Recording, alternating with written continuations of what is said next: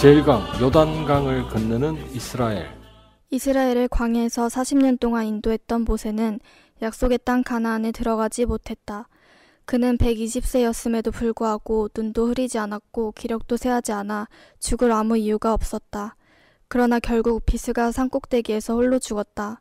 사람 생명은 자기 수명에 달린 것이 아니라 하나님께서 주신 사명에 달려있기 때문이다. 그는 여호수아를 후계자로 지목하는 마지막 사명까지 모두 감당하고 하나님의 부르심을 받았다.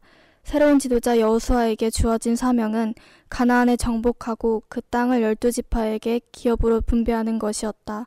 그러나 그 이전 그들에게 주어진 급선무는 바로 범람하고 있는 요단강을 건너는 것이었다.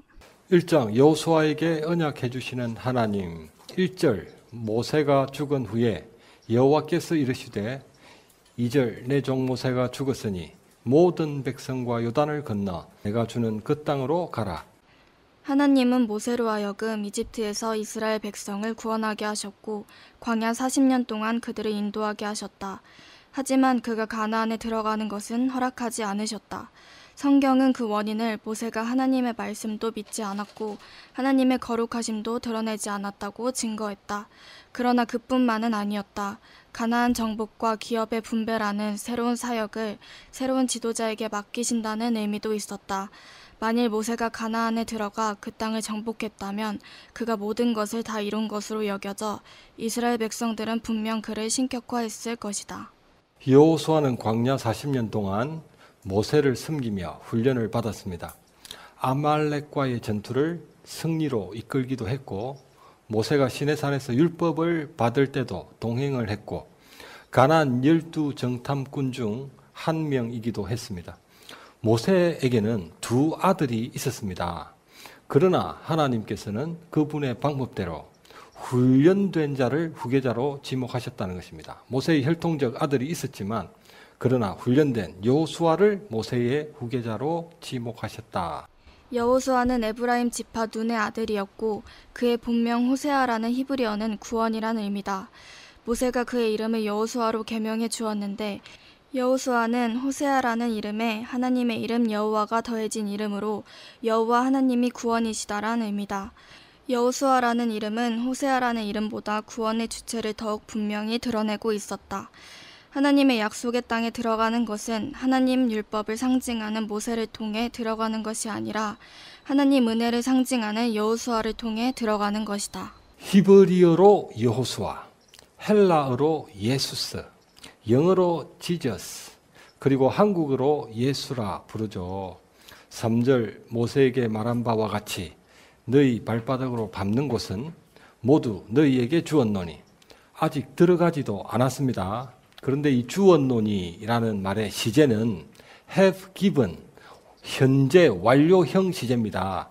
줄 것이다 도 아니고 줄 수도 있다 도 아닌 이미 다 주셨다는 뜻입니다. 아직 가나안 땅에 들어가지도 않았는데 이미 다 주셨다고 약속하고 계신 것입니다. 여러분들 아직 천국에 못 갔습니다. 못 갔지만 하나님이 이미 여러분들이 천국에 들어와 있는 것으로 그렇게 여기신다는 것입니다. 하나님의 약속은 곧 성취입니다. 약속 자체가 다 이루어지는 것이라는 말입니다. 이스라엘 백성들은 염려하고 두려워했다. 가나안 땅에 들어가 신장이 장대한 자 아낙자손, 두려운 자들 에밈, 도깨비들 같은 르바임, 가나안 7족속을 상대로 정복전쟁을 수행해야 했기 때문이다. 더불어 여호수아 1장에서 모세가 죽었다는 말이 7번이나 언급되고 있어 모세 없이 가나안을 정복해야 한다는 것은 그들에게 실로 두려운 것이었다. 5절 너를 대적할 자가 없으리니 내가 모세와 함께 있었던 것 같이 너와 함께 있을 것임이라. 너를 떠나지 아니하며 버리지 아니하리니. 6절 강하고 담대하라. 내가 그 조상에게 맹세하여 그들에게 주리라 한 땅을 차지하게 하리라. 7절 오직 강하고 극히 담대하여 모세가 명령한 율법을 다 지켜 행하고 우로나 좌로나 치우치지 말라. 그리하면 어디로 가든지 형통하리니. 8절 이 율법책을 입에서 떠나지 말게 하며 주야로 그것을 묵상하여 다 지켜 행하라. 그리하면 내 길이 평탄할 것이며 형통하리라. 하나님은 여호수아에게 강하고 담대하라 라는 명령을 3번이나 말씀하셨다. 이스라엘뿐 아니라 여호수아조차 강하지도 담대하지도 못했던 것이다. 지난 40년 동안 자신을 지도하던 모세가 죽어 떠났기 때문이다. 모세는 40년 동안이나 이집트 왕궁에서 최고의 학문을 익혔고 출애굽 당시 10가지 재앙을 일으켰으며 이스라엘이 마른 땅을 밟고 홍해를 건너게 한 40년 동안이나 그들을 인도한 불세출의 지도자였다. 또한 여호수아는 지난 광야 40년 동안 이스라엘 백성의 믿음 없음을 지켜봤고 가나안 정복이란 너무나도 큰 사명을 앞두고 있다는 것도 부담스럽지 않을 수 없었다. 지난 40년 동안 이스라엘의 불신을 살펴보겠습니다. 40년 동안 이스라엘 백성이 목숨을 잃은 참사를 제가 정리하게 됐습니다. 그런데 그걸 정리하고 보니까 아주 놀라운 사실을 발견하게 되었습니다. 그러니까 광야에서 이스라엘 백성이 목숨을 잃은 참사를 정리한 것입니다. 첫째, 출애굽기 32장 시내산 언약 직후에 금송아지를 우상으로 숭배하는 사건이 벌어집니다. 그때 3,000명이 도륙당해 죽었습니다. 둘째, 레위기 10장 여호와께서 명령하지 아니하신 다른 불로 분향을 해서 두 제사장 나답과 아비후가 하나님의 불에 타 죽는 참사가 벌어집니다. 셋째, 레위기 24장 여호와의 이름을 모독하며 저주한 어떤 사람이 돌로 쳐 죽임을 당합니다. 넷째, 민수기 11장 다베라에서 악한 말로 원망한 이스라엘 백성들이 진영 끝에 붙은 불에 타 죽는 참사가 벌어집니다. 다섯째, 민수기 11장 기브롯 핫다워에서 탐욕을 부려 고기가 아직 이 사이에 있어 씹히기도 전에 하나님의 진노로 백성들이 죽었습니다.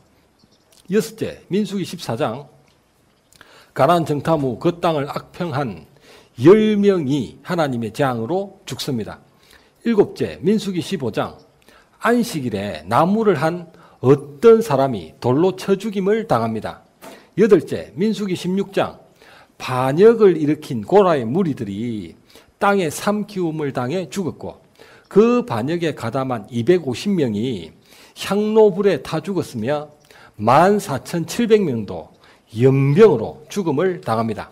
아홉째, 민수기 21장 길로 말미암아 불평한 백성들이 불뱀에 물려 죽임을 당했습니다. 그리고 열째, 민수기 25장 복술자 발람의 계략에 넘어가서 음행하고 우상 숭배를 한 백성 수령들이 목매어 죽임을 당했고 24,000명이 연병으로 죽임을 당했습니다. 40년 광야 생활 중에 이스라엘 백성들 중 한 명이라도 목숨을 잃었던 참사는 전부 10번 일어났단 말이에요. 10번. 민수기 14장 22절과 23절 내 영광과 애굽과 광야에서 행한 내 이적을 보고서도 이같이 10번이나 나를 시험하고 내 목소리를 청종하지 아니한 그 사람들은 내가 그들의 조상들에게 맹세한 땅을 결단코 보지 못할 것이요 또 나를 멸시하는 사람은 한 사람도 그것을 보지 못하리라.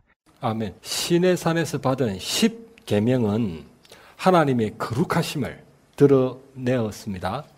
이집트에 내린 10가지 재앙은 파라오의 완악함을 드러내게 하셨습니다. 야곱을 10번이나 속여 변경한 품삯은 라반의 지독함을 드러냈습니다. 정탐 후 부정적인 보고를 했던 10명의 정탐꾼은 이스라엘의 완벽한 불신을 드러낸 것입니다. 그것처럼 이스라엘이 하나님께 쏟았던 10번의 원망도, 하나님께 목숨을 잃은 10번의 참사도 그들의 완악함을 분명하게 드러내 보이고 있다는 것입니다. 그러니까 여호수아가 두려운 거예요. 도대체 저 백성들을 데리고 내가 어떻게 가나안 땅을 정복할 수 있을까? 두려울 수밖에 없는 것입니다. 하나님의 약속은 아무런 어려움이 없을 것이라는 약속이 아닙니다. 어떤 어려움이 있더라도 반드시 성취된다는 약속인 것입니다. 가나안 정복의 관건은 칼과 창의 전투력에 달린 것이 아니라 하나님과의 관계에 달린 것입니다. 7절 율법을 다 지켜 행하고 좌로나 우로나 치우치지 말며 8절 율법책을 입에서 떠나지 말게 하고 주야로 묵상하라. 여호수아에게 요구하셨던 두 가지는 가나안 땅을 주시겠다는 하나님의 약속에 대한 믿음을 원하셨다는 것입니다. 그리고 형통함을 주시겠다는 하나님의 율법에 대한 순종을 요구하신다는 것입니다. 가나안을 정복하는 것은 하나님께서 이루실 일이기 때문에 여호수아는 믿어야 합니다. 믿음이 필요합니다. 그러나 모든 율법에는 여호수아가 순종을 해야만 형통케 된다는 것입니다. 약속과 율법, 믿음과 순종, 이 두 가지는 언약의 두 가지 요소인 것입니다. 한마디로 여호수아에게 요구하셨던 것은 언약의 백성다움을 요구하셨던 것입니다. 10절 여호수아가 이르기를 양식을 준비하라. 사흘 안에 요단을 건널 것임이라. 12절 여호수아가 르우벤 지파와 갓 지파와 므낫세 반 지파에게 13절 모세가 이르기를 이 땅을 즉 요단 동편 땅을 너희에게 주시리라 하였나니 그 말을 기억하라. 17절 우리는 범사에 당신에게 순종하려니와 오직 당신을 하나님께서 모세와 함께 계시던 것 같이 당신과 함께 계시기를 원하나이다. 18절 오직 강하고 담대하소서. 오직 강하고 담대하소서. 오직 강하고 담대하소서. 르우벤 지파와 갓 지파와 므낫세 반 지파가 여호수아에게 했던 말은 하나님께서 여호수아에게 3번이나 하셨던 약속의 말씀이었다. 하나님은 여호수아로 하여금 그 약속의 말씀을 그들의 입술을 통해서도 듣게 하심으로써 하나님의 약속을 확증하시고 그에게 확신도 심어주셨다. 2장 여리고 정탐과 기생 라합. 1절 여호수아가 시딤에서 두 사람을 정탐꾼으로 보내며 그 땅과 여리고를 엿보라. 38년 전 모세는 가데스 바네아에서 12명의 정탐꾼을 가나안 땅에 파견했다. 하지만 여호수아는 시딤에서 단 2명의 정탐꾼만 여리고로 파견했다. 모세는 12명을 이스라엘 백성들 앞에서 공개적으로 파견했지만 여호수아는 2명을 이스라엘 백성들이 모르게 파견했다. 여호수아에게는 믿음 없는 12명보다 믿음 있는 2명이 더욱 절실했을 것이다. 그래서 여호수아는 38년 전 당시 자신과 갈렙과도 같은 하나님의 말씀을 믿는 믿음으로 무장된 단 2사람만 여리고에 파견했던 것이다. 12명을 파견했던 것은 민주주의의 실패였습니다. 다수결의 원칙으로 하면 10명이 부정적인 보고를 하고 2명만 긍정적인 보고를 했잖아요. 다수결의 원칙으로 했다면 하나님의 뜻과는 전혀 다른 결과를 얻을 수도 있다. 1절 그들이 기생 라합 집에 들어가 유숙하더니 2절 어떤 사람이 여리고 왕에게 보소서 이 밤에 이스라엘 자손 몇 사람이 정탐하러 들어왔나이다. 3절 여리고 왕이 라합에게 사람을 보내어 내 집에 들어간 그 사람들을 끌어내라. 4절 그 여인이 2사람을 이미 숨긴지라. 그 사람들이 내게 왔었으나 어디에서 왔는지 알지 못하였고 5절 그 사람들이 어두워 나갔으니 어디로 갔는지 알지 못하나 급히 따라가라. 그리하면 따라잡으리라. 기생 라합은 지혜로운 여인이었다. 2 정탐꾼을 찾는 체포조에게 그들이 찾는 사람들이 여기에 온 적이 없다고 말했더라면 그들은 즉시 그녀의 집안 수색에 들어갔을 것이다. 그러나 기생 라합은 먼저 여기 온 사람들이 맞다 인정하고 말을 이었다. 그녀는 담대한 믿음의 소유자이기도 했다. 이스라엘 정탐꾼을 숨겨주는 일은 목숨을 걸어야만 하는 일이었기 때문이다. 믿음으로 기생 라합은 정탐꾼을 평안히 영접하였으므로 순종하지 아니한 자와 함께 멸망하지 아니하였도다. 6절 그가 이미 그들을 이끌고 지붕 3대에 숨겼더라. 8절 라합이 올라가 9절 여호와께서 이 땅을 너희에게 주신 줄을 내가 아노라. 우리가 너희를 심히 두려워하고 주민들 간담이 농나니 10절 너희가 애굽에서 나올 때에 여호와께서 홍해를 마르게 하신 일과 너희가 요단 저쪽 아모리 사람 2왕을 전멸시킨 일을 11절 우리가 듣자 마음이 녹았고 정신을 잃었나니 너희 하나님은 위로는 하늘에서도 아래로는 땅에서도 하나님이시니라. 2 정탐꾼은 기생 라합 말의 2 귀를 의심치 않을 수 없었다. 그 말에 하나님께서 자신들의 위상을 그렇게까지 높여놓으셨다는 것을 실감할 수 있었기 때문이다. 요단을 건너기 전 모압 평지에서 모세에게 오늘부터 내가 천하 만민이 너를 무서워하며 너를 두려워하게 하리니 그들이 내 명성을 듣고 떨며 너로 말미암아 근심하리라고 하셨던 하나님의 약속이 명백한 사실로 확인된 것이다. 39년 전 가데스 바네아에서는 이스라엘이 가나안 족속들을 두려워했지만 이제는 그들이 도리어 이스라엘을 두려워하고 있었던 것이다. 지난 40년 세월이 징계로만 주어진 것이 아니었던 것입니다. 이스라엘 백성들 입장에서는 하나님 우리를 때리시나 보다 하고 얻어터지고만 있는 줄 알았는데 사실은 그것뿐만이 아니라 하나님께서 다 작업을 해 놓으셨다는 것입니다. 12절 그러므로 청하노니 내가 너희를 선대하였은즉 너희도 내 아버지 집에 선대하도록 여호와 이름으로 맹세하고 정표를 내라. 14절 내가 우리 일을 누설하지 아니하면 여호와께서 우리에게 이 땅을 주실 때에 진실하게 너를 대우하리라. 15절 라비 그들을 창문에서 줄로 달아내리니 그의 집에 성벽 위에 있으므로 성벽 위에 거주하였음이라. 두 정탐꾼이 기생 라합 주막을 방문했던 이유는 그 주막이 바로 성벽 위에 있었기 때문이다. 여리고성은 그 규모가 얼마나 컸던지 성벽 위에 집을 지을 정도였다. 당시 여리고 성벽은 두 겹이었는데 외벽과 내벽 사이에 약 4.5m 정도 간격이 있어 그 두 벽 사이에 크고 튼튼한 나무 널빤지를 다리처럼 깔아 그 위에 집을 지었다. 그래서 혹시라도 여리고 당국에게 발각될 경우 여차하면 성 밖으로 쉽게 도망칠 수 있었다. 18절 우리를 달아내린 창문에 이 붉은 줄을 매고 가족을 다 내 집에 모으라. 창문에 매는 붉은 줄은 어린 양의 피를 상징합니다. 예수님의 보혈을 상징합니다. 죽음의 사자가 넘어가는 것입니다. 약속과 행함의 믿음이 필요합니다. 그런데 이상한 점이 있습니다. 신명기 1장 22절 너희가 다 내 앞으로 나와 말하기를 우리가 사람을 우리보다 먼저 보내어 우리를 위하여 그 땅을 정탐하고 어느 길로 올라가야 할 것과 어느 성읍으로 들어가야 할 것을 우리에게 알리게 하자 하기에. 아멘. 출애굽 제2년 가데스 바네아에서 이스라엘 백성들이 12명의 정탐꾼을 가나안에 보냈습니다. 그런데 그 민수기에는 그 내용이 마치 하나님께서 명령하신 것처럼 되어 있습니다. 민수기에는. 그런데 이 신명기에 와서 실체가 밝혀집니다. 하나님이 먼저 명령하신 것이 아니라 이스라엘 백성들이 하나님 우리가 길도 모르는데 가나안 지도도 없는데 어떻게 가나안 땅에 가서 전쟁을 할 수 있겠습니까? 우리 정탐꾼이 가나안 땅을 다녀오게 해달라고 하나님께 때를 써가지고 하나님께서 어쩔 수 없이 정탐꾼을 보내라라고 했었던 것입니다. 하나님이 주신다고 하셨으니까 그게 정확하게 어떻게 주실지는 모르지만 믿음으로 들어가야 되잖아요. 그런데 이스라엘 백성들은 하나님 우리 지도도 없는데요 하고 우리가 가서 일단 보고 오겠습니다. 일단 한번 가서 보고 오겠습니다 하고 정탐꾼을 파송했던 것입니다.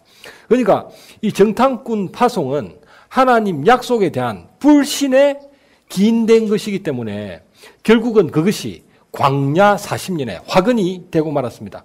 12명이 갔다가 10명이나 와가지고 부정적인 보고를 하니까 아무리 하나님이 주신다지만 그 땅은 하나님이 주실 수 있는 땅이 아니야. 딱 이래버리니까 전부 다 마음이 어려워져가지고 안 들어가겠다 해가지고 광야 40년이 결정된 거거든요. 요수아는 그걸 너무나도 잘 알고 있었습니다. 그는 12명 정탐꾼 중에 한 명이었고 갈렙과 함께 긍정적으로 보고를 했던 한 사람이었거든요. 나머지 10사람을 쳐다보고 어째 저럴까라는 생각을 했던 사람이 요수아인데 너무 잘 알고 있는 사람이 왜 이 정탐꾼을 여리고에 파송했을까? 요수아는 파송할 생각이 전혀 없었는데 하나님께서 명령을 하셨던 것입니다. 2명을 파송하라. 하나님 가데스 바네아에서 12명 파송해가지고 우리 죽을 썼는데 그래도 파송하는 거 맞습니까? 파송해라. 내게 뜻이 있다. 천하보다 귀한 한 생명을 내가 구원해야겠다 하면서 파송했던 것입니다. 두 정탐꾼이 여리고에서 했던 일을 돌아보면 그 사실을 분명히 알 수 있다. 실제로 그들이 여리고에 가서 성 안팎을 정탐하는 곳이라고는 기생 라합의 주먹뿐이며 여리고에서 한 일도 기생 라합을 만나 그녀에게 구원을 약속해 주었던 것이 전부였다. 여호수아의 두 정탐꾼의 정탐 결과는 모세의 12정탐꾼의 그것과도 달랐다. 12명은 40일 동안 정탐을 다녀온 후 가나안 땅의 상태를 이스라엘에게 보고했을 뿐이었다. 하지만 2명은 단 몇 시간에 불과했지만 그들이 여리고에서 겪었던 일을 말했다. 하나님은 바로 그 일을 위해 2명의 정탐꾼을 여리고로 보내셨던 것이다. 사르밧 과부를 구원하시기 위해 시돈으로 엘리야를 보내셨던 것처럼 사마리아 여인을 구원하시기 위해 예수님께서 사마리아로 가셨던 것과 수로보니게 여인과 귀신 들린 그 딸을 구원하시기 위해 두로 지방에 가셨던 것처럼 하나님도 라합을 구원하시기 위해서 여리고로 2명의 정탐꾼을 보내셨던 것입니다. 기생이란 히브리어 조나는 창녀라는 의미다. 하나님은 음란을 미워하시는 분이시기 때문에 창녀는 진멸해야 하는 모든 가나안 사람들 중 최우선 순위에 들 것이다. 그러나 그녀는 음란함 때문에 창녀를 직업으로 가지고 있었던 여인이 아니었던 것으로 보인다. 왜냐하면 정탐꾼들에게 자기 부모와 형제와 그들에게 속한 모든 사람까지 살려줄 것을 요구할 정도였기 때문이다. 아마도 그녀는 가족의 생계를 잇기 위해 불가피하게 그 일을 할 수밖에 없었을 것이다. 19절 누구든지 내 집문을 나가사 거리로 가면 그의 피가 그의 머리로 돌아갈 것이요 우리는 허물이 없으리라. 그러나 누구든지 너와 함께 집에 있는 자에게 손을 대면 그의 피는 우리 머리로 돌아오려니와 20절 네가 우리 일을 누설하면 네가 우리에게 서약하게 한 맹세에 대하여 우리에게 허물이 없으리라. 21절 너희 말대로 할 것이라. 그들을 보내어 가게 하고 붉은 줄을 창문에 매니라. 이후에 이스라엘 군대가 여리고 성 주위를 일주일 동안 13바퀴를 돕니다. 만약에 라합이 진짜 음란한 창녀에 불과했다면 그 가족이 그녀의 말을 믿고 일주일 동안이나 그녀 집에 머물렀을 리가 없는 것입니다. 음란한 창녀, 정말 악한 여자였다면 그 가족들도 그 악함을 잘 알 거 아니에요. 야, 얘가 황당한 소리를 하네. 저 밖에 이스라엘 군대가 일주일 동안 13바퀴를 돈다고 해서 여리고성이 무너지겠냐, 대문짝이 부서지겠냐, 라합의 말을 믿을 수 있을 정도로 가족들은 그와 친밀했던 것입니다. 그것으로 봐서는 라합이 음란한 장녀는 아니었다. 어쩔 수 없이 먹고 살기 위해서 그랬던 것이고 또 가나안 땅은 그렇게들 먹고 살았기 때문에 그런 위치에 있었던 것 같습니다. 10절 우리가 들었음이라. 모든 여리고 사람이 다 들었습니다. 그러나 구원은 그녀와 그 가족만 받게 됩니다. 여리고 사람들은 소문을 들었을 뿐이지만 그녀는 그 소문을 하나님의 복음으로 들었던 것입니다. 3장 요단강을 끊으시는 하나님. 1절 여호수아가 아침 일찍이 이스라엘과 시딤에서 떠나 3절 제사장들이 언약궤에 매는 것을 보거든 그 뒤를 따르라. 4절 너희와 그 사이가 2000규빗쯤 되게 하고 그리하면 행할 길을 알리라. 900m쯤 떨어지게 하면 모든 백성들이 보고 따를 수 있으리라. 여리고성으로 인도하는 것은 제사장들보다 이미 그곳에 다녀온 2 정탐꾼이 더 잘 할 수 있었을 것입니다. 그러나 하나님의 백성이 약속의 땅에 들어가는 것은 사람을 따라가는 것이 아니라 언약을 따라가야 하는 것이기 때문입니다. 8절 너는 언약궤를 맨 제사장들에게 요단 물가에 이르거든 요단에 들어서라 하라. 14절 백성이 요단을 건너려고 떠날 때에 제사장들은 백성 앞에서 나가니라. 15절 요단이 곡식 거두는 시기에는 항상 언덕에 넘치더라. 이스라엘 백성이 요단강을 건너려고 한 때는 곡식 거두는 시기였다. 곡식 거두는 시기는 우리의 3, 4월에 해당하며 그들이 보리를 수확하는 봄철이다. 이 시기가 되면 북쪽에 있는 헬몬산의 겨우내에 쌓였던 눈들이 녹아 요단강으로 유입된다. 이 시기는 요단강 연중 수위가 가장 높아져 물이 범람하고 물살이 빨라져 건너기에 위험한 때였다.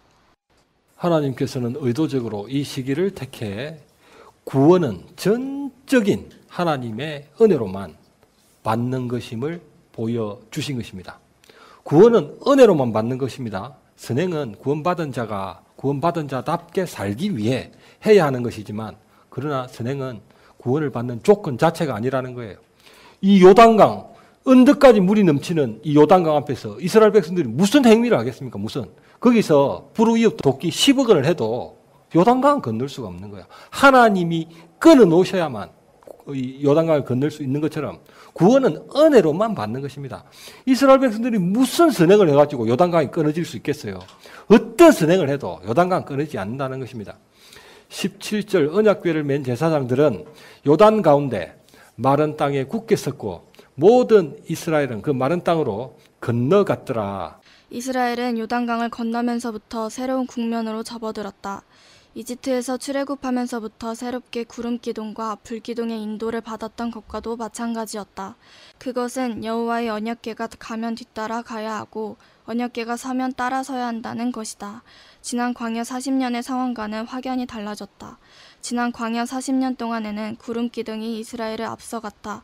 구름기둥이 가면 이스라엘도 뒤따라갔고 구름기둥이 서면 이스라엘도 따라섰다. 그러나 광야에서와는 달리 요단강을 건널 때부터는 구름기둥이 갑자기 사라져버렸다. 그때부터는 하나님의 언약궤가 이스라엘을 인도하기 시작했던 것이다. 구름기둥의 인도는 기이한 일들의 인도를 상징합니다. 기이한 일들. 언약궤의 인도는 기록된 말씀의 인도를 상징하고 있습니다. 믿음이 미숙했던 광야에서는 먼저 기이한 일, 기적을 보고 이야 하나님의 말씀이 믿어지네. 하나님의 약속의 말씀을 믿으라는 것입니다. 기적을 보고. 그러나 요단을 건널 때부터는 광야 40년 훈련을 받았잖아요. 그때부터는 기록된 말씀을 믿고 순종해서 기이한 일이 일어나는 것을, 기적이 일어나는 것을 보라고 하셨던 것입니다. 홍해는 먼저 갈라지고 나서 마른 땅을 밟고 건넜지만 요단강은 먼저 들어서니까 요단강이 끊어지는 기이한 일이 벌어졌던 것입니다. 요단 가운데 마른 땅에 굳게 섰던 제사장들은 흘러내려오다 쌓여 이룬 그 거대한 물벽에서 눈을 뗄 수가 없었습니다. 만약 그 물벽이 허물어지면 홍해의 파라오와 그 군대처럼 그들도 수장될 수밖에 없었기 때문입니다. 그 이스라엘 백성들은 건너니까 빨리 건너자 하고 움직이고 있으니까 그 덜한데, 근데 제사장들은 그 한가운데 가만히 서 있으니까 그 물벽을 보고 있으니까 두렵지 않을 수가 없었던 것입니다. 요단강이 끊어진 것은 홍해가 갈라진 것과 그 양상이 달랐다. 요단강이 끊어지자 흘러내려가던 물은 흘러내려가 버렸지만 흘러내려오던 물은 그 자리에 서서 쌓여 물벽을 이루었다. 양편에서 물벽이 세워졌던 홍해와는 달리 요단강에서는 물이 흘러내려오던 한편에만 물벽이 세워졌다. 그래서 그를 바라보는 제사장들의 부담감은 더욱 가중되고 있었을 것이다. 왜냐하면 그 물벽은 헬문산에서부터 계속 흘러내려오는 물로 인해 점점 더 높아져만 가고 있었기 때문이다. 그러나 그들은 모든 이스라엘 백성이 요단을 건너기까지 그곳에 서 있어야만 했다. 그들에게는 오직 하나님의 행하심을 바라보는 믿음이 필요했고 홍해에서와 같이 하나님 앞에서 가만히 서 있어야만 하는 순종이 필요했던 것이다. 그 제사장들이 얼마나 두렵겠습니까? 물벽의 높이가 자꾸 올라가는 거야. 처음에 들어갔을 때는 물벽이 한 3층 높이였는데 5분에 1층씩 올라가는 거야. 4층 높이, 또 5분 뒤에 5층 높이, 6층 높이 자꾸 그게 올라가니까 쳐다보고 있으면 있을수록 두려웠습니다. 근데 정말 홍해 때처럼 가만히 서 있는 오직 하나님의 약속을 믿는 믿음만으로 요단강을 건널 수 있는 것입니다. 언약궤를 맨 제사장들은 레위 지파 고핫의 자손 중에서 아론의 자손들입니다. 제사장들은 레위 지파 중에서 아론의 자손들만 제사장이잖아요. 언약궤를 맨 제사장들은 전부 아론의 자손들이거든요. 그런데 율법, 민수기 4장 율법에 의하면 언약궤를 매는 일은 고핫 자손 중 아론의 자손들이 매는 것이 아닙니다. 아론의 자손 외에 다른 고핫 자손들이 매는 것이 언약궤거든요. 그것이 법입니다. 율법. 그런데 특별히 중요한 경우에 이 제사장들이 언약궤를 메었다는 것입니다. 성경에 있는 경우를 살펴보면 이 요단강을 건널 때 여리고 성을 돌 때도 제사장이 언약궤를 메었습니다. 그리고 솔로몬 성전에 언약궤를 옮길 때 그때는 다른 서열을 따라 아론의 서열, 아론의 자손들이 언약궤를 매는 것이 아닌데 아론의 서열 말고 다른 서열에 있는 자손들이 언약궤를 매는 법인데 특별한 경우는 이 아론의 서열, 다른 서열을 따라서 아론의 후손인 제사장들이 언약궤를 메고 이동을 했던 것입니다. 그 서열이 바뀐 것입니다. 서열, 특별한 경우에는 서열이 바뀐다는 것입니다. 시편 110편 4절. 여호와는 맹세하고 변하지 아니하시리라. 이르시기를 너는 멜기세덱의 서열을 따라 영원한 제사장이라 하셨도다. 아멘. 서열이 바뀐다는 것입니다. 율법에 일반적으로는 제사장의 서열은 레위지파입니다. 여호수아에서는 다른 레위지파의 서열에서 아론의 서열로 바뀌어 언약궤를 매는 정도로만 되었지만 실제로는 이 제사장 전체를 놓고 보면 레위지파만 제사장이 될 수 있는데 예수님이 대제사장으로 우리에게 구원자로 오시잖아요. 예수님은 유다지파인데 어떻게 제사장이 될 수 있냐? 율법이 안 맞는다는 것입니다. 그런데 다윗이 예언을 해놓은 거예요. 예언. 서열이 바뀌어서 온다고 예언을 해놓았던 것입니다. 그것이 제사장들이 언약궤를 매는 것과도 연관이 있었다는 거죠. 4장 길갈로 건너가는 이스라엘 1절 모든 백성이 요단 건너가기를 마침에 여호와께서 이르시되 3절 요단 가운데 제사장들이 선 그곳에서 돌 12를 택하여 길갈에 두게 하라. 6절 표징이 되리라. 요단강 바닥에 있었던 돌들은 수천 년 동안 물살에 깎이고 닳아져 땅 위에 있는 돌들과는 확연히 달랐다. 당시로서는 요단강 물이 다 마르거나 요단강이 끊어지지 않는 한은 그 누구도 요단강 바닥에 있는 돌들을 밖으로 갖고 나올 수도 갖고 나올 리도 없었다. 하나님은 이스라엘에게 길갈에 쌓은 그 12돌을 보며 하나님께서 요단강을 끊으셨던 과거를 기억하고 오늘의 그것을 기념하며 내일에도 나타날 그 하나님의 능력을 기대하라고 하신 것이다. 9절 여호수아가 요단 가운데 언약궤를 맨 제사장들 발이 선 곳에 돌 12를 세웠더니 강바닥에도 기념탑을 쌓아 길갈과 요단 강바닥에 동일한 두 기념탑을 쌓았습니다. 그런데 요단 강물이 다시 흘러버리면 요단 강바닥에 쌓았던 그 돌탑은 기념탑은 보이지도 않을 것인데 왜 강바닥에도 기념탑을 쌓으라 하셨을까? 12돌은 이스라엘 12지파를 상징한다. 요단 동편 모압 평지에서 가져와 요단강 바닥에 쌓았던 12돌은 지난 광야 40년 동안 하나님을 불신하고 불순종했던 이스라엘이었다. 이스라엘의 옛사람이 요단 강물에 수장되어 죽었다는 의미다. 요단 서편 길갈에 쌓았던 요단강에 수장되어 있던 강바닥의 12돌은 약속의 땅에 들어가는 이스라엘이었다. 출애굽 제1세대가 갈라진 홍해를 건넌 것처럼 출애굽 제2세대도 끊어진 요단강을 건너므로써 이스라엘이 옛사람에서 거듭나 새사람이 됨을 의미했다. 너희가 세례로 그리스도와 함께 장사되고 또 죽은 자들 가운데서 그를 일으키신 하나님의 역사를 믿음으로 말미암아 그 안에서 함께 일으키심을 받았느니라. 10절 궤를 맨 제사장들이 요단 가운데 서 있고 백성은 속히 건넜으며 14절 그날에 여호와께서 모든 이스라엘의 목전에서 여호수아를 크게 하심에 그가 생존하는 날 동안에 백성이 그를 두려워하기를 모세를 두려워하던 것 같이 하였더라. 15절 여호와께서 이르시되 16절 전고궤를 맨 제사장들에게 명령하여 요단에서 올라오게 하라. 17절 요단에서 올라오라. 18절 언약궤를 맨 제사장들이 요단 가운데서 나오며 제일 먼저 제사장들이 요단강에 들어갔습니다. 그리고 제일 마지막에 제사장들이 요단에서 빠져나온 것입니다. 발바닥으로 육지를 밟는 동시에 요단물이 도로 흘러 전과 같이 언덕에 넘쳤더라. 23절 여호와께서 요단물을 마르게 하사 너희를 건너게 하신 것이 홍해를 말리시고 건너게 하심과 같았나니. 홍해도 요단도 마른 땅, 홍해 및 그 물에 잠겨있던 질퍽한 땅이 완전히 동풍에 말라버리죠. 바짝 말라가지고 이스라엘 백성들이 걸어가니까 눈 밟는 소리가 나는 거야. 뽀송뽀송한 눈 밟는 소리가 날 정도로 홍해를 마른 땅으로 건넜고 요단강도 역시 마찬가지였습니다. 하나님의 언약궤를 맨 제사장들이 요단 가운데서 나와 그들의 발바닥으로 육지를 밟는 순간 쌓여있던 요단 물벽이 허물어지며 도로 흘러 전과 같이 언덕에 넘쳤다. 요단강에는 언약궤를 맨 제사장들이 제일 먼저 들어갔고 제일 마지막에 빠져나왔다. 또한 그들이 요단강 바닥에 서 있는 동안 요단이 흐르지 않고 벽을 이루었다. 우리의 대제사장이신 예수 그리스도는 모든 구원의 알파와 오메가이심을 예표하는 것이었다. 하나님의 구원의 시작도 예수 그리스도시며 그 마지막도 예수 그리스도시다. 물론 그 과정도 마찬가지다.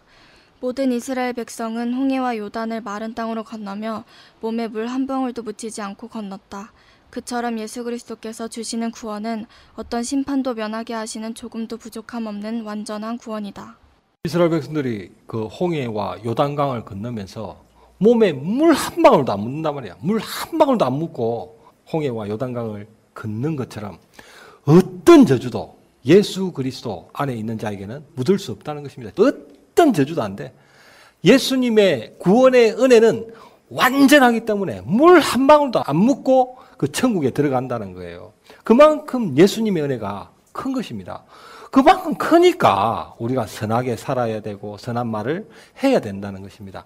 그래서 이 예수님의 구원의 은혜는 완전합니다. 완전. 그토록 하나님의 사랑과 예수님의 은혜가 놀라운 것이다.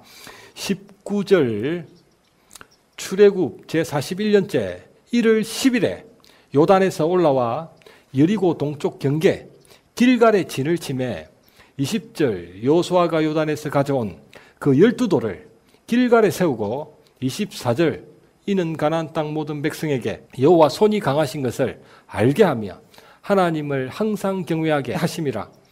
불세출의 지도자 모세가 죽었거든요.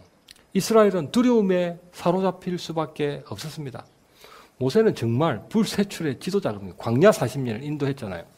이스라엘도 두려워하고 여호수아도 두려워하고 그 10번의 패역, 목숨을 잇는 10번의 반역 사건을 여호수아는 생생하게 봤거든. 그런 전력을 가진 저들과 어떻게 가나안 땅에 들어갈 수 있으며 정복할 수 있을까 걱정했다는 것입니다. 그러나 하나님께서는 출애굽 제1세대가 시내산에서 언약을 맺었던 것처럼 출애굽 제2세대도 모압에서 언약을 맺게 하셨습니다. 마찬가지로 하나님은 모세를 통해 출애굽 제1세대가 홍해를 건너게 하셨던 것처럼 여호수아를 통해서도 출애굽 제2세대도 요단강을 건너게 하셨던 것입니다. 그 궁극적인 이유는 갈라진 홍해도 끊어진 요단강도 그 능력의 근원은 모세도 여호수아도 아니고 오직 하나님이심을 드러내셨던 것입니다. 하나님은 이스라엘에게 가나안을 정복하는 것은 오직 하나님께 달려 있다는 것을, 우리가 천국에 들어가는 것은 하나님께만 달려 있다는 것을 지금 이 요단강이 끊어지는 사건을 통해 그들에게도 우리에게도 깨닫게 하고 계신 것입니다. 5장 믿음으로 할례를 행하는 이스라엘.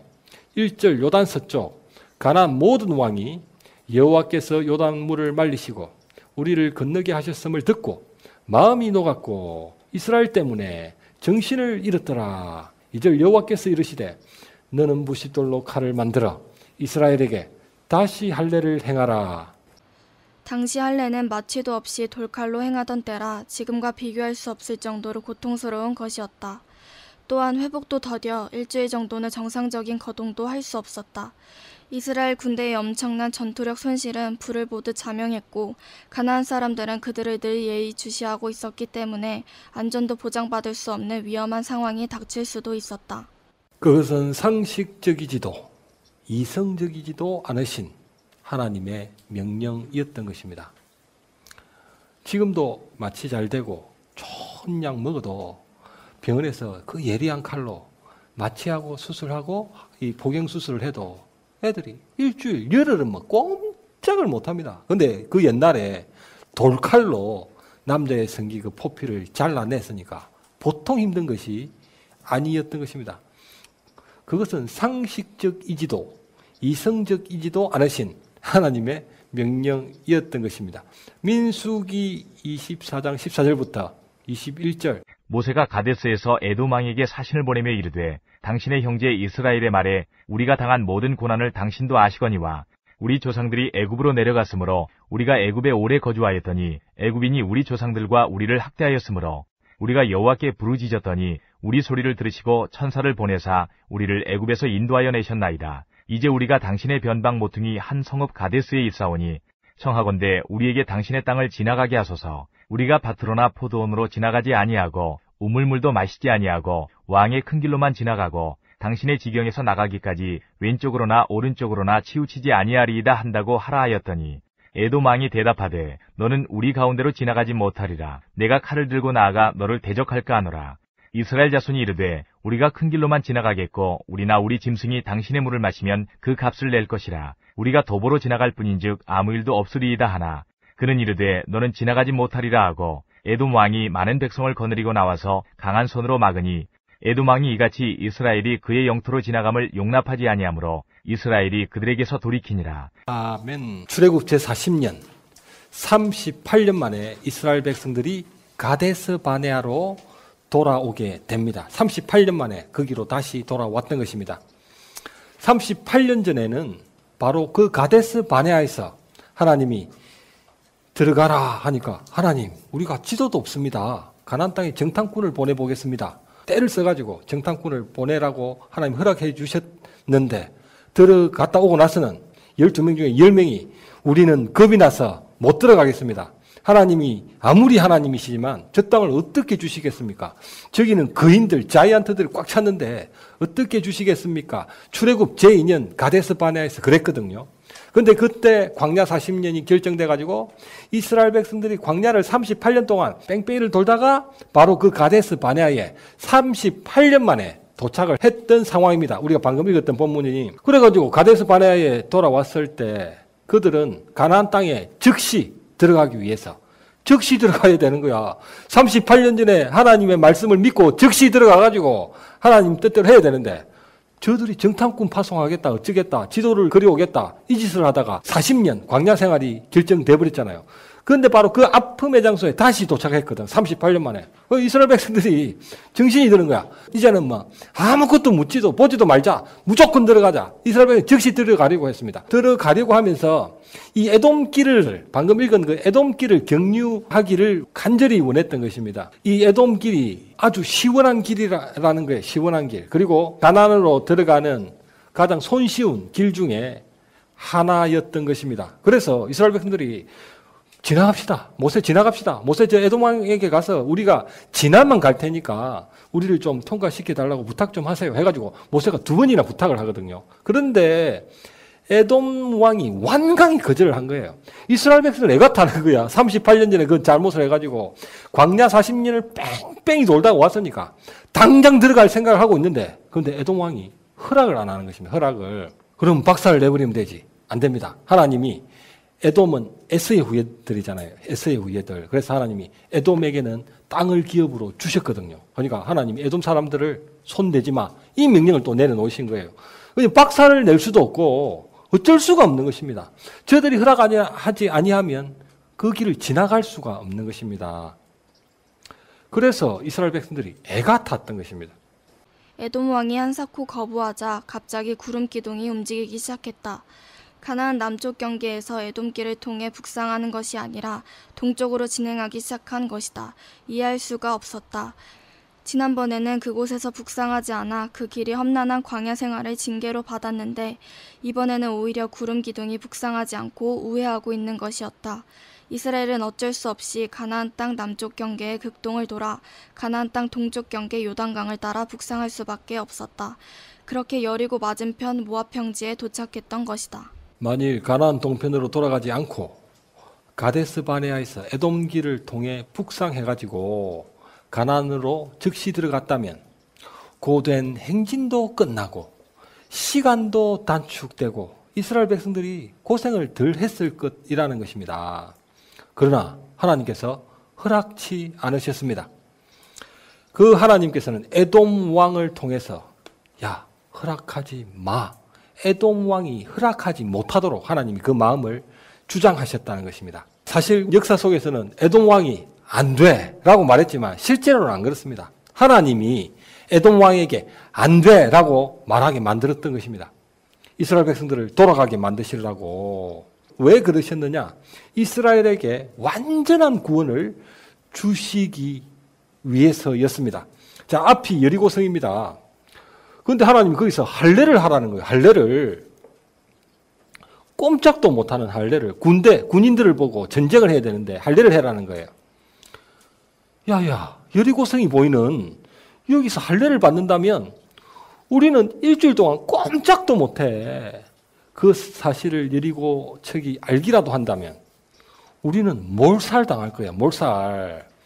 할례를 받을 바에는 차라리 모압 평지로 돌아가는 것이 낫겠어. 모압 평지로? 출애굽할 때도 마찬가지였습니다. 가까운 북동쪽 길이 있었습니다. 그러나 하나님께서는 먼 남동쪽 홍해의 길로 인도하셔서 돌아가게 하셨던 것입니다. 돌아가게.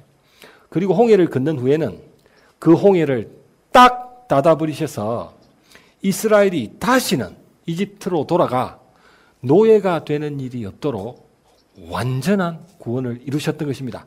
북동쪽 길은 5일만 가면 갈 수 있거든요. 가나안 땅까지. 근데 홍해를 건너서 가나안으로 들어가려면 돌아가는데 이스라엘 백성들이 1월 15일 6월절 다음 날 무교절 날 밤에 출애굽을 하거든요. 그리고 3월 1일 날 시내산에 도착합니다. 48일 걸렸습니다. 애굽으로부터 시내산까지 48일. 시내산에서 이 가데스 바네아까지는 신명기 1장 2절에 보면 10하루가 걸려요. 10하루. 그럼 48 더하기 11, 59. 그럼 가데스 바네아에서 가나안 가장 남쪽 땅 브엘세바까지는 나흘 거리거든. 나흘. 그럼 48, 11, 4 더하면 63일이라. 63일. 그러니까 북동쪽 길로 가면 5일 만에 갈 수 있는 길인데 하나님은 안 막혔을 경우 어떤 사건이 안 벌어졌을 경우에 그런 전제하에 63일이 걸려야 되는 길로 인도를 하셨던 것입니다. 하나님은 이스라엘이 가나안에 들어갈 때도 에돔 왕이 이스라엘을 용납하지 못하도록 하셔서 이스라엘이 우회하도록 만드셨고 그 시기도 조절하셨다. 그때는 곡식 거두는 시기로 요단강 수위가 가장 높아지는 시기여서 이스라엘이 요단 동편 모압으로 다시 건너간다는 것은 불가능한 일이었다. 출애굽 때에 5일 정도 걸리는 북동쪽 길이 아니라 63일이 걸리는 남동쪽 길로, 그것도 홍해가 가로막고 있는 구름 기둥이 인도를 했습니다.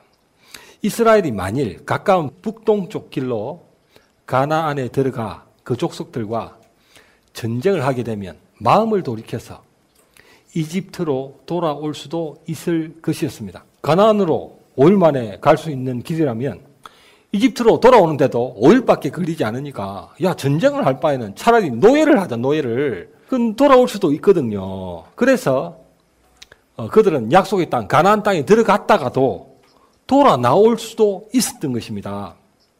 그래서 하나님이 북동쪽 길로 안 가셨던 거예요. 남동쪽 길, 63일. 아무런 사고가 안 났을 때 63일 걸리는 길로 인도하셨던 것입니다. 안 돌아 나올 수도 있지 않을까요? 노예질을 하는 것보다는 거기서 싸워서 자유를 쟁취하는 것이 낫다고 생각하지 않았을까요? 안 돌아 나올 수도 있지 않은가? 아닙니다. 분명히 돌아 나왔습니다. 분명히. 하나님은 전지전능하시거든요. 그들이 북동쪽 길을 통해 가나안으로 들어갔다면 분명히 돌아 나왔어. 100%. 하나님이 돌아 나올까 하노라 하면 100% 돌아 나오는 거잖아요. 증거가 있습니까? 100% 돌아 나올 거라는 증거가 있습니까? 38년 전 가데스 바네아에서 정탐꾼들이 가나안을 정탐하고 돌아온 후 10명은 그 땅에 다시 들어가지 않겠다는 마음으로 돌아 나왔다. 뿐만 아니라 이스라엘 백성들도 그 10명과 같은 뜻을 품고 말았다.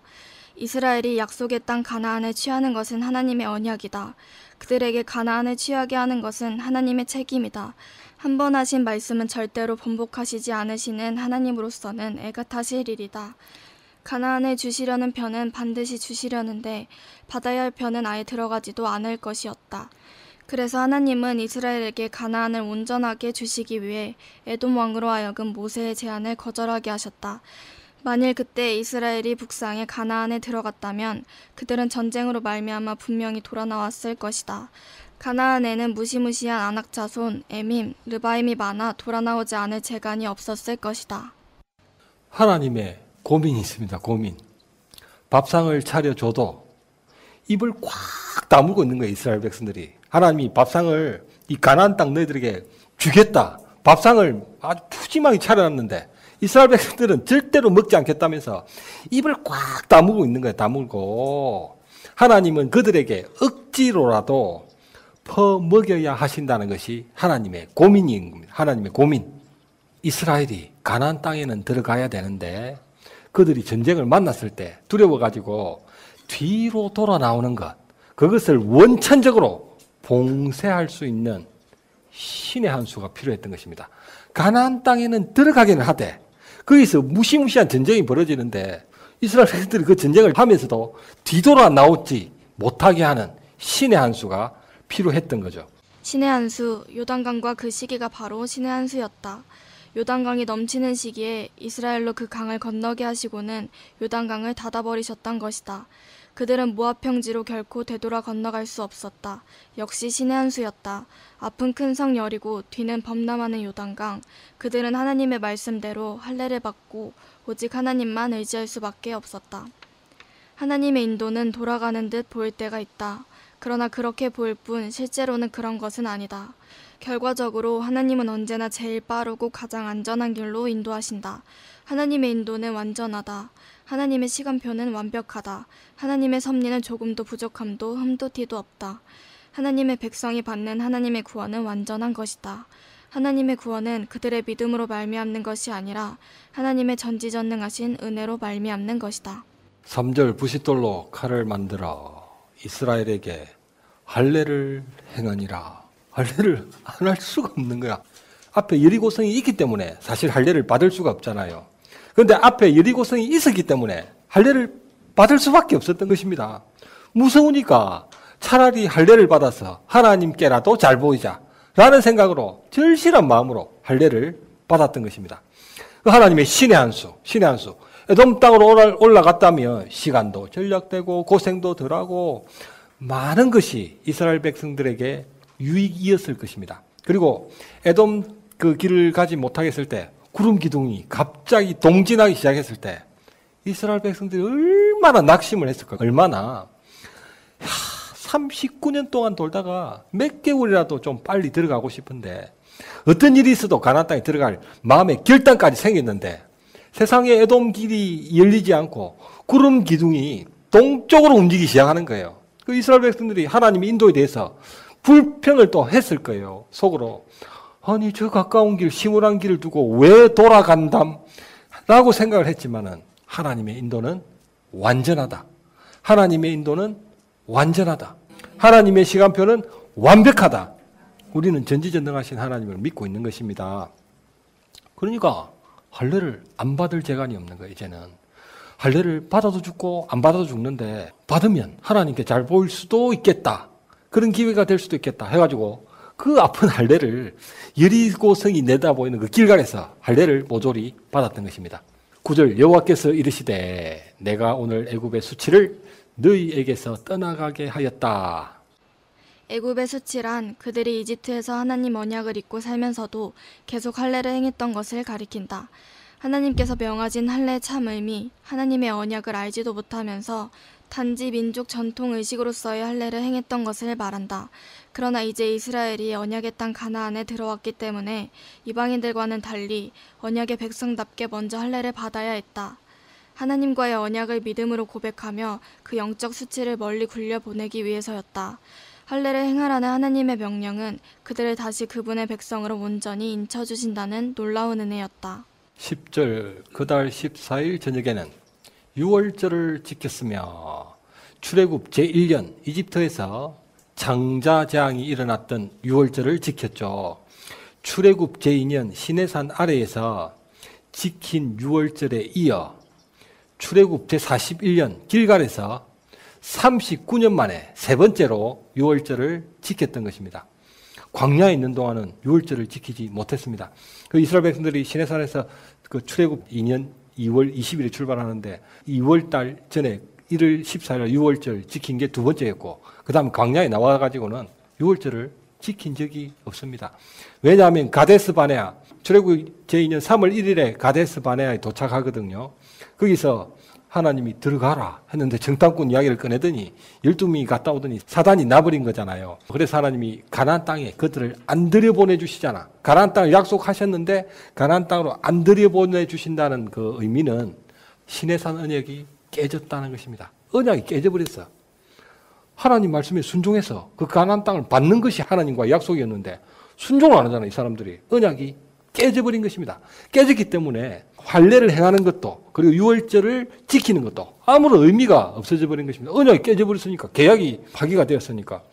그래가지고 이 사람들이 광야에서는 할례도 안 했고 유월절도 지키지 않았던 것입니다. 그 유월절을 출애굽 제2년에 두 번째 지키고 그리고 41년째에 39년 만에 세 번째로 유월절을 지켰다는 것입니다. 이스라엘 백성들이 요단강을 건넌 1월 10일 40년 전 이집트에서 유월절 장자재앙을 준비하기 위해 어린 양을 집에 가둔던 날이 1월 10일입니다. 집에 10일에 가두었다가 14일에 잡는 거예요. 어린 양을 집에 가두었던 그날 요단강이 끊어졌고 이스라엘 백성들이 건넜거든요.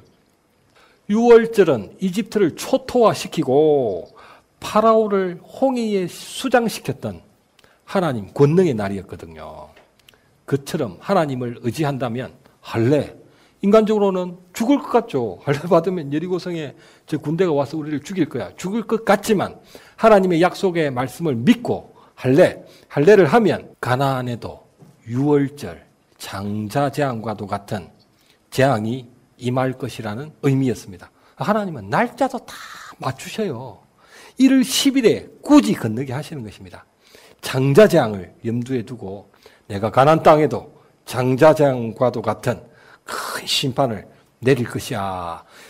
11절 유월절 이튿날에 그 땅 소산물을 먹되 그날에 무교병과 볶은 곡식을 먹었더라. 12절 그 땅 소산물을 먹은 다음 날에 만나가 그쳤으니 이스라엘은 유월절 이튿날부터 그 땅의 소산물을 먹되 무교병과 볶은 곡식을 먹었다. 그 땅의 소산물을 먹은 다음 날부터 만나가 그쳤다. 출애굽 제1년 2월 15일부터 내리기 시작하여 제41년 1월 15일까지 39년 11개월 동안 매일 먹었던 만나가 그친 것이다. 만나가 그친 것은 이스라엘이 다시 광야로 나갈 필요가 없다는 의미며 그들로 반드시 가나안을 정복하게 하셔서 그 땅에서 나는 소산을 양식으로 먹게 하시겠다는 하나님의 뜻이었다. 13절 여리고 가까이에 이르렀을 때에 한 사람이 칼을 빼어들고 마주 서 있는지라 여호수아가 묻되 너는 우리를 위하느냐 우리의 적들을 위하느냐. 14절 아니라 나는 여호와의 군대 대장이라. 여호와의 군대 대장이 여호수아에게 답한 아니라는 히브리어 로는 단순한 부정을 넘어 절대적 부정을 의미한다. 그는 절대로 이스라엘 군대를 위하지도 않고 절대로 이스라엘의 적들도 위하지 않는다는 것이다. 그는 단지 여호와의 군대 대장이라고 답할 뿐이었다. 여호수아는 그의 답을 듣고 여호와의 군대 대장이라면 이스라엘도 하나님의 군대이기 때문에 자신들의 편일 것이라고 생각했을 것이다. 그러나 그것에 대해서도 그의 대답은 역시 로였다. 여호수아 질문의 중심은 우리입니다. 그러나 군대 대장의 답변 중심은 여호와 하나님이었습니다. 군대 대장은 이스라엘 편이 아니라 하나님 편이라는 것입니다. 하나님은 이스라엘 편이 될 수도 있으나 이스라엘이 하나님 편이 되지 않으면 하나님은 이스라엘 편이 되지 않을 수도 있다는 의미입니다. 14절 주여 종에게 무슨 말씀을 하려 하시나이까. 15절 내 발에서 신을 벗으라.